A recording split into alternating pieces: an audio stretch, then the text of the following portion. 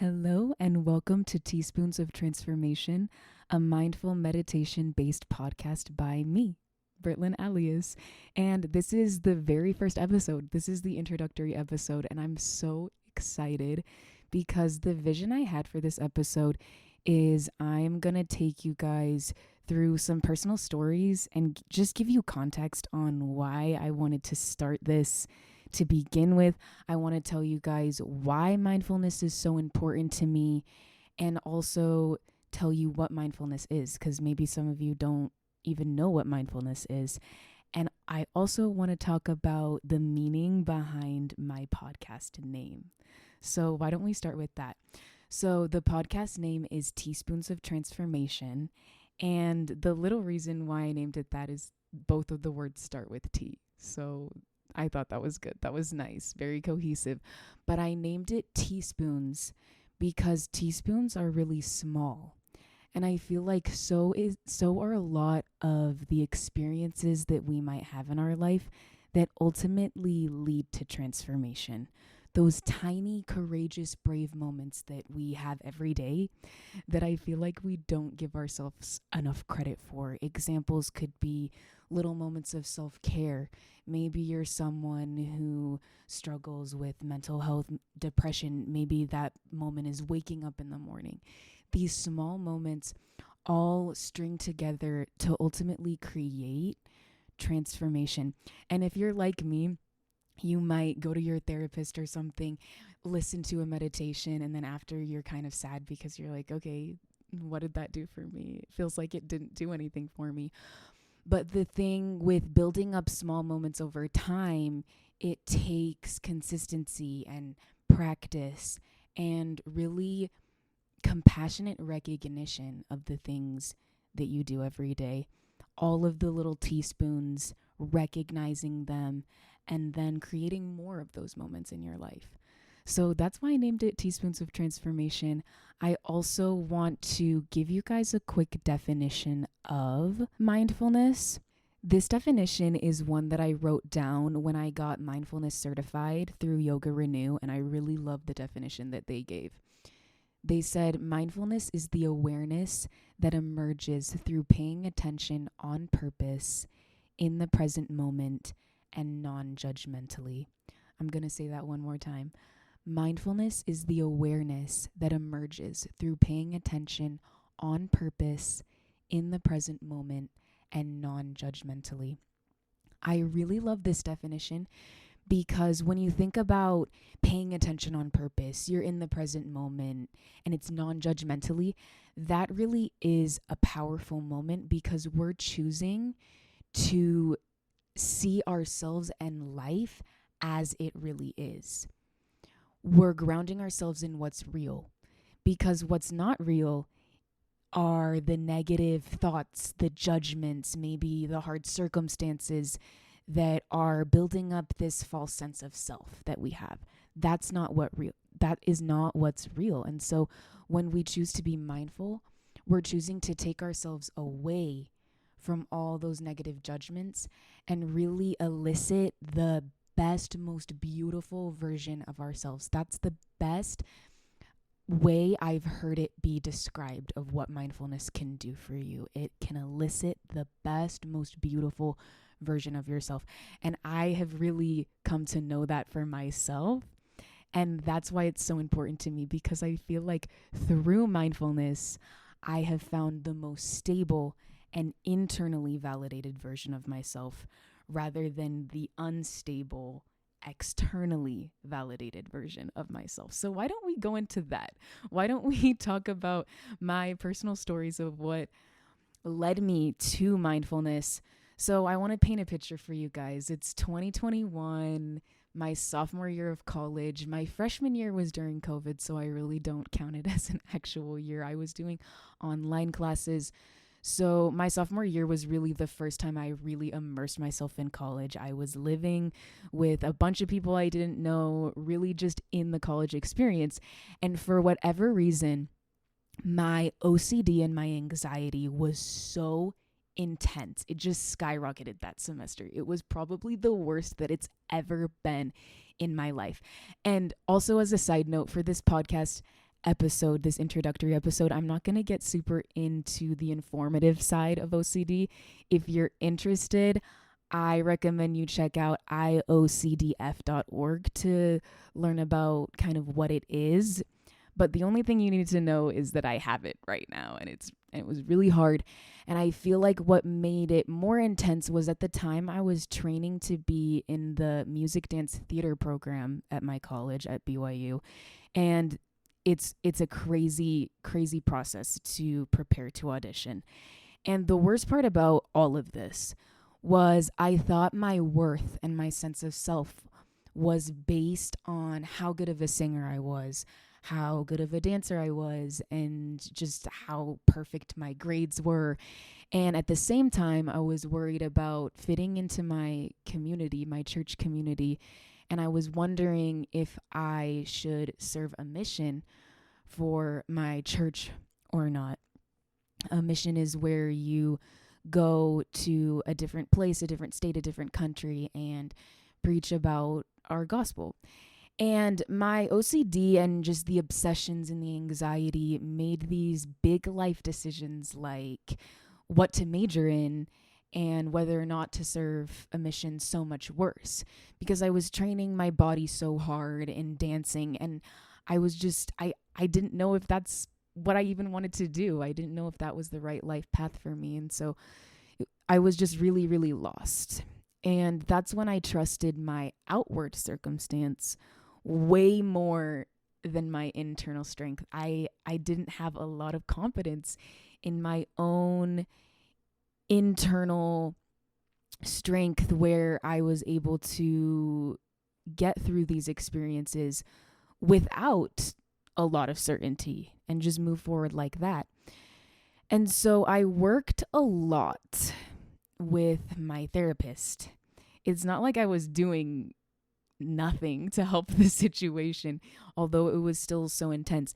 And if any of my friends who also have OCD are listening to this, you guys know how hard it is to just be in a state of fight or flight every single day. It's so hard.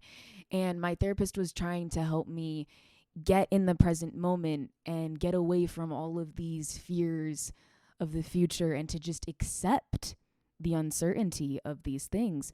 But I was just so sad because I was praying to God and asking, what should I do?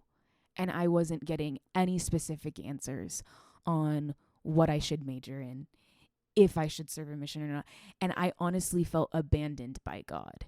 And so those feelings mixed in with just everything else. And I was trying so hard to do what my therapist was saying, but I just felt so hopeless, really. And I remember I was laying on my yoga mat one day and I was just crying because I felt like I had absolutely nothing to hold on to. But something that's so special about this specific moment that I remember is that's where I feel like I found the best, most beautiful version of myself. And I'll tell you why. It was because I had to learn to be okay with just residing with myself and my soul and giving myself grace that is enough, that I'm already enough before I have all of these answers, before I have all of these validations on if I'm good at these things that I do or not, instead of relying on all of these external validations that I grew up relying on and just taking care of myself. And I learned that just by doing that, I was developing all these skills and attributes that showed me that I was already worthy before I did anything, and that's where my true self, my true soul resided. And so mindfulness comes from changing your mindset and changing your behavior because of those mindsets. And I consider that moment to be one of the most pivotal moments where I was finally changing my mindsets with the way that I thought about myself and my life. And there were a lot of little experiences just like that one that were a catalyst in changing this mindset. But unfortunately, I feel like I hadn't quite translated that into the way that I lived my life yet. I still wasn't super skilled at paying attention to the present moment and being mindful because I hadn't been making that my biggest priority. Taking care of myself wasn't my biggest priority. That sounds sad, but that's the truth. All of these other external factors were my biggest priority. And so ultimately, that just led me to the scariest state that I've ever experienced in my life. If any of you guys have experienced any type of emotional paralysis, that's what I was experiencing, because I was in a constant state of anxiety every day for months at a time, and my body just gave out on me. And it was really, really, really hard, obviously, because I was still just trying to get through normal life. I was going to my classes in college, and I just remember my leg was profusely shaking. My hand was profusely shaking. I would open my mouth to speak, and nothing would come out. I remember I walked on campus to grab some lunch, and my hand was shaking, trying to get the food into my body. And in that moment, I was like, this isn't worth it. The way that I'm living my life right now, the things that I'm telling myself are the most important right now, this isn't worth it, because this is where it's brought me. It's brought me to rock bottom. That's where it brought me to. And in that moment, I feel like I was set free in the sense that I finally just accepted the uncertainty about the future. The fact that I didn't have the answers that I wanted from God, and I just started taking tiny steps without a plan that I thought I needed. I was like, okay, I'm going to make taking care of myself the biggest priority in my life. I'm going to make mindfulness the biggest priority in my life. I can do one breath at a time. I can do one moment at a time. That's all that I can handle. And from there, I was able to slowly start to change my behaviors. I started practicing mindfulness. I would be walking around on campus, and I'd get these crazy thoughts and feelings of anxiety, like, I don't know what I'm doing with my life. And then I'd be like, okay, those are some thoughts and crazy feelings, but I'm going to come back to the present moment. I'm going to look around. These trees are beautiful. The mountains are beautiful. This moment is all I have, and this is what I'm going to focus on. So there were tons and tons of experiences where I was creating this new behavior in my life. And what I realized for me personally was every time that I chose to be present, that I chose to practice mindfulness, I was exercising faith. Because for me, it takes so much faith to do that. When you have a mental disorder, when you have a lot of anxiety and all you want to do is live in your head, it's an act of faith. And for me, that was so pivotal for me, because faith is something that I always want to develop in my life. It's an attribute. It's a skill that I want. And to see that just by taking care of myself, doing something that's healthy for me, I was naturally developing that skill of faith, and that was incredible for me to see. And it helped my motivation to do something so hard like mindfulness every day. And there were other beautiful connections that I made as well. Like, there's something called acceptance and commitment therapy that you do for OCD, and also ERP, exposure and response prevention. So I was really doing a whole bunch of those things. And I realized, wow, it takes so much humility to accept your emotions like that. And it really helped me see myself not as a container that I have to create out of the things that I am simply doing and that are externally based, but it really is eliciting what's already inside of me through mindfulness and creating all of these beautiful skills and attributes. And I feel like I was very, very close to God at this moment. God was teaching me a lot of things about myself. And I feel like going back to my decisions that I talked about at the beginning, I feel like God told me that it didn't matter the specifics of my decisions, but why I was choosing them to begin with. Was I doing these things out of love for myself and others? And I felt like the mission for my church wasn't necessarily right for me, but I felt like life itself was a mission. And I felt like God would take me to where I needed to go naturally. And I feel like that's what happened with my major. So I'll get into that. So I took a class called Experience Design, and I just took it for fun because my friend said that it was a cool class. But I really, really loved it. We learned about life design. We also learned about mindfulness principles and just creating great experiences for people. And I thought about doing that as my major, but I was really, really scared because it was in the business school and the acceptance rate was pretty low. And I had to go through a lot of rigorous courses to complete the prerequisites for that. And there was a time where I was like, I don't think I'm cut out for this. Like, this is really hard. But at the time, I was doing a lot better because I was incorporating mindfulness in my life. And I remember I had a therapy appointment set up with my therapist, and I almost canceled because I'm like, I'm doing fine. Like, I'm functioning every day. I'm way better than I was in the past. Like, what am I even going to talk about with her? But I thought to myself, why do I always go to therapy when I'm in crisis? Why can't I go and talk about my wins, talk about the things that I'm doing that I feel are really awesome? So I decided to go and talk with my therapist about all the things that I was learning. And it was an incredible experience, you guys. It was so cute. She was inspired by me. She literally told me, I feel inspired right now. And she wrote down that quote that I told you guys earlier when I said, every time I choose to be present, I'm exercising faith. She wrote that down and she's like, oh my goodness, I want to put this in an article.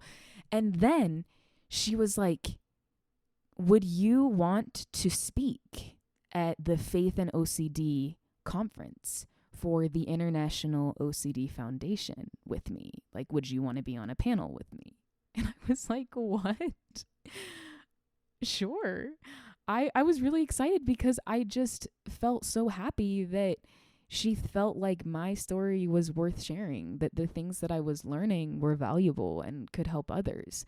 And so I did that. It was virtual, and I connected with hundreds of people around the world who were in different religions, but dealt with the exact same anxiety, the exact same OCD within the context of their religion. And it was just incredible to see community, to see that the small, seemingly insignificant moments, the courageous moments that I had in my life were being shared with other people and were helping other people. And from there, I also wanted to get more involved on campus. I started serving with the Real OCD Club. Shout out to anyone from the Real OCD Club who's listening to this. But I served in that capacity because I was like, this mental illness is crazy. And I want to do everything I can to help people with it. I want to give them the knowledge that I feel like I've received. And I also got on the student council, just volunteering all over the place. And I remember I still hadn't pinned down experience design as my major path yet. And I was talking to my friend about how I wanted to do it.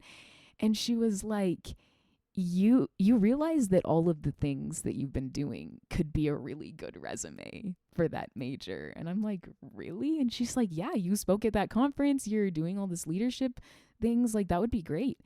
And from there, I made the connection. I was like, wow. All of these things naturally and so beautifully came together because I made taking care of myself and mindfulness the most important thing. It's crazy to think back where I was like, I need the answers and then I'll be okay.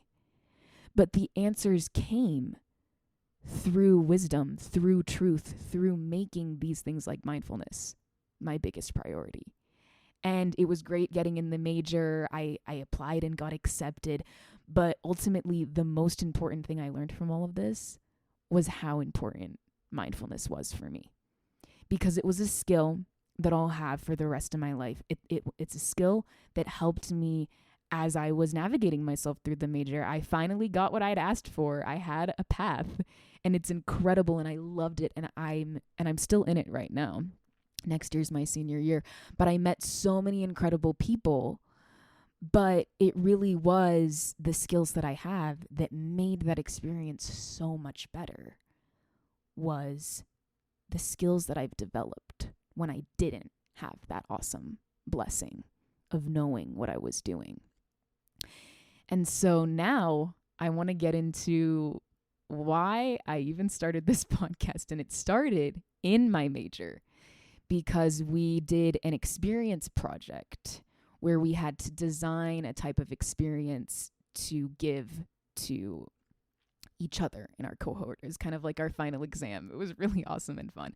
And for our project, we were targeting the spirituality and the connection that students have to themselves and how you're able to elicit that in a very authentic and natural way. And so for that specific project, I wrote and led a mindful meditation for specifically Christians, because my campus is a religious university, and it is predominantly Christian, LDS, Church of Jesus Christ of Latter-day Saints. So I wrote this mindful meditation for this specific target audience, which was my friends who were all sort of in the same religion. And it was an incredible experience because a lot of my friends afterwards came up to me and they said, this really helped me. Like, where can I find this? And I was like, it's just on my notes app. Like, it's not really anywhere. And I remember that experience didn't really leave me. I was like, oh, wow. I was kind of surprised. I was like, I didn't realize just a little meditation that I wrote would actually help people, which is sad that I thought that. And then I had other experiences, like I led the OCD club through that same meditation, and I got the same response. And I was like, wow. And my friend came up and asked where they could find it. I was like, oh, I don't know. Maybe I'll record it on a voice memo for you sometime.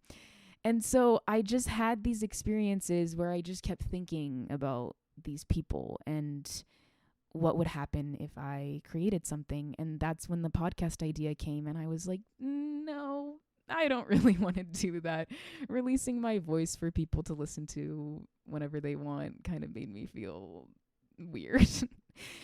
But I just kept thinking about this. And then one day I saw the mindfulness certification through Yoga Renew, and I'm like, that would be so cool to just get certified, to learn more about it. I've already had years and years of experience trying it myself, but how cool would that be to have the skills to lead people through the meditations that you write? So I got certified in that. And also I just started writing tons of meditations for myself. Honestly, it's a way of coping. I would go through something hard, and then I would write out a meditation with the knowledge and wisdom and therapeutic skills that I feel like I've gotten throughout the years. And I would craft it in a way that I feel like would help me in that specific moment, for specific moments that I had. And I just sat there and thought, why not share it with people? Why just keep it for myself? But I was still on the edge about it. And then this past summer, I was looking for an internship for my major. And out of nowhere, Henry Amar, you should look him up. He's so cool. He reached out to me on LinkedIn, saw that I was experienced design, wanted me to be involved in a music festival that he was putting on. But at the time I was in school and I was like, it's so awesome to meet you, but I just don't have time right now because I'm in school. And then the summer rolled around and I kept thinking about his name. And I kind of was confused at that and didn't really do anything about it for a while. But then I finally just decided to reach out again. I was like, hey, it's the summer. I'm looking for something. Like, if you have anything, let me know. And he called me and said, I have so many things. And he started listing them off. And his wife, Taryn Amar, has a nonprofit called Queen Collective with a K, where she helps women in relationships who have trauma. And he wondered if I would want to do some experience design stuff with her, maybe help out with an event. And I thought that was really, really cool. And I'm like, yes, let's do it.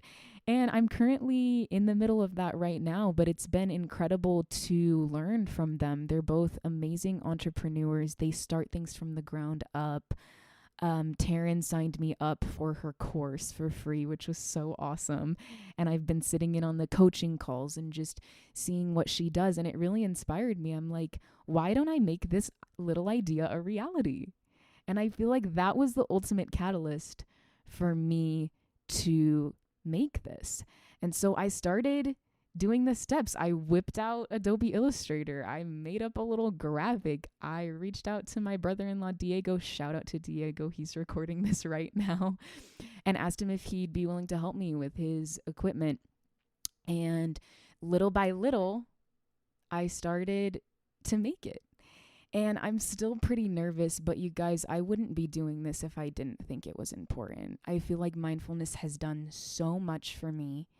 And I really hope that my little mindful meditations that I'm going to be releasing here in the future will be able to just be tiny little moments of transformation for you. Because obviously, you know, we're not going to listen to one meditation and we're going to be good to go. But hopefully it'll help you realize how incredible you already are, and to elicit that beautiful, best, most incredible version of yourself by creating more healthy mindsets and behaviors in your life. I hope that that's what my mindful meditations will be a catalyst for. And so that's all I have for this introductory episode. I'm so happy that you chose to listen to this.